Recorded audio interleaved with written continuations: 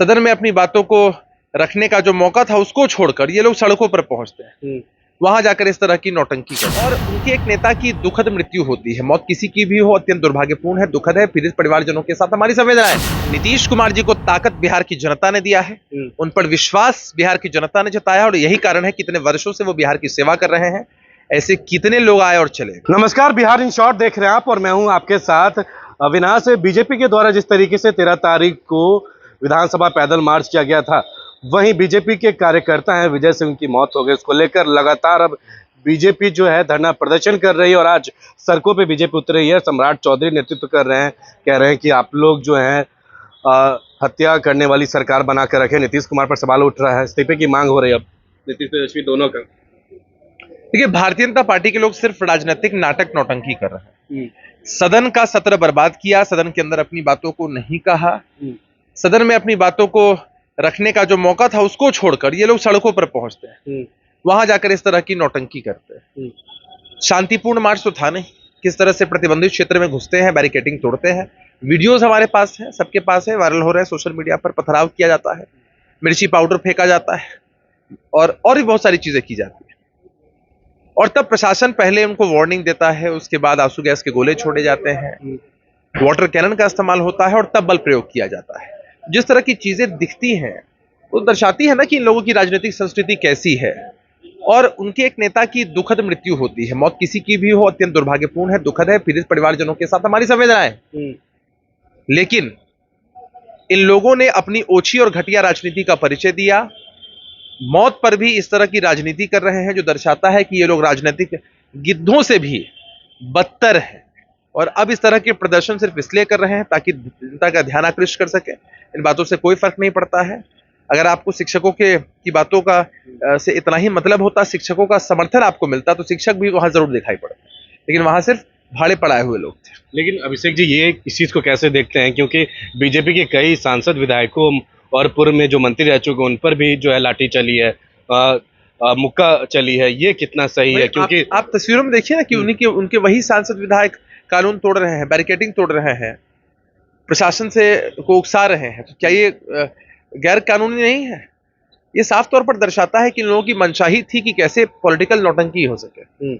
BJP दावा कर रही है कि समय जो है आएगा और ये भी कह रही कि एक अन्य मार्ग से नीतीश कुमार को उखाड़ फेंकेंगे। महिला कह रही है कि जो नीतीश कुमार का संहार जो है महिला करेगी, और बीजेपी दावा कर रही है कि एक अन्य मार्ग। अगर भाजपा के कहने से हो जाता है तो उनको खुशफहमी में रहने दीजिए। नीतीश कुमार जी को ताकत बिहार की जनता ने दिया है, उन पर विश्वास बिहार की जनता ने जताया और यही कारण है कि इतने वर्षों से वो बिहार की सेवा कर रहे हैं। ऐसे कितने लोग आए और चले गए। एक तरफ जिस तरीके से विपक्षी दल का बैठक हुआ था, दूसरा बैठक जो है फिर से बेंगलुरु में होना है 17-28। वहीं जब देश के प्रधानमंत्री अब बीजेपी के द्वारा एनडीए का एक बड़ा बैठक हो रहा है, जेपी नड्डा जो राष्ट्रीय अध्यक्ष हैं वो मांझी और चिराग पासवान को न्योता दिए हैं। ये जर्जर लोगों का मर्जर अपने साथ करवाकर अगर ये सोचते हैं कि इनकी राजनीतिक इमारत बड़ी मजबूत हो जाएगी, तो ऐसा संभव नहीं है। तो खुशफहमी में भारतीय जनता पार्टी के साथ जो भी इनके मजबूत घटक दल हुआ करते थे, वो अब इनका साथ छोड़कर जा चुके हैं।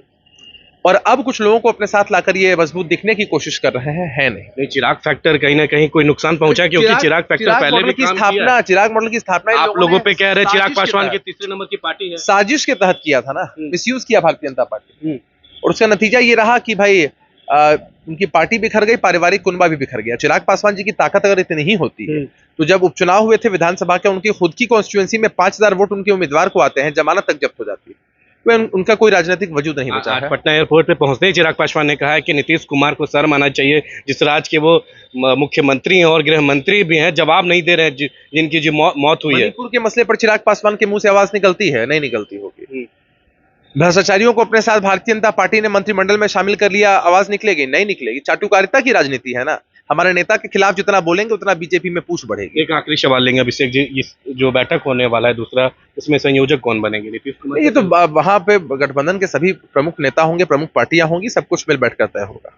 चलिए, तो हमारे साथ बात कर रहे थे जदयू के प्रदेश प्रवक्ता अभिषेक झा, जिन्होंने साफ तौर पे कहा कि जिस तरीके से जो भारतीय जनता पार्टी कर रही है वो कहीं ना कहीं वो एक बीजेपी का जो प्रदर्शन है वो नौटंकी है। साफ तौर पे बीजेपी पर हमलावर तरीके से उन्होंने निशाना साधा। वहीं चिराग पासवान जिस तरीके से न्योता मिला है, एनडीए की बैठक होने वाली है जहां एक तरफ महागठबंधन जो दूसरा मीटिंग करेगी विपक्षी, वहीं अब एनडीए की भी बैठक कर रहे हैं और जेपी नड्डा ने चिराग पासवान और जीतन राम मांझी को इस बैठक में न्योता दिया है। उसको लेकर उन्हें कह दिया कि चिराग पासवान जो है वो अच्छी राजनीति भी करते हैं और चिराग पासवान से कुछ जो है ठेस नहीं पहुंचने वाला। महागठबंधन जो है बिल्कुल इंटैक्ट है और आने वाले समय में नीतीश कुमार इसका संयोजक बनेंगे वो, क्योंकि पार्टी के शीर्ष नेतृत्व हैं। क्या कुछ जो अपडेट होगा वो आपको हम बताते रहेंगे। फिलहाल इस खबर में इतना ही। ये वीडियो हमारे यूट्यूब चैनल पर देख रहे हैं तो जरूर सब्सक्राइब करिएगा, हमारे फेसबुक पेज को भी फॉलो करिएगा। आपका बहुत बहुत धन्यवाद।